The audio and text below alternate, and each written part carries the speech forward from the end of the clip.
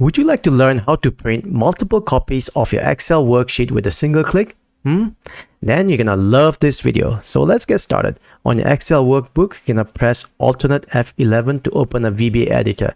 Over here, you're gonna paste this subroutine. If you like a copy of this subroutine, please leave a request on the comment section and I'll show you how you can get it. After that, you're gonna press Ctrl S to save and close your VBA editor. Over here, you're gonna add a brand new button. Go to Developer ribbon, Insert, and this button from the Form Control. Click on it and then paste that button anywhere on your worksheet here.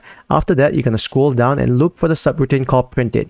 Keep in mind that the sheet 47 doesn't correlate with the sheet number that you have assigned on your workbook here. After that, click on OK.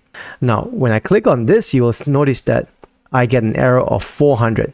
This generally happens if you have multiple worksheets on a single workbook. To get around it, you're going to have to modify your VBA like this. Let's click on OK here and press Alternate F11 to open your VBA editor. In your VBA, you're going to have to explicitly specify the worksheet name and then associate the variable worksheet, which is WS, with printout and range statement like this. After that, press Ctrl S to save and close your VBA editor. Now, if you click the button, you can see that the print job has already begun.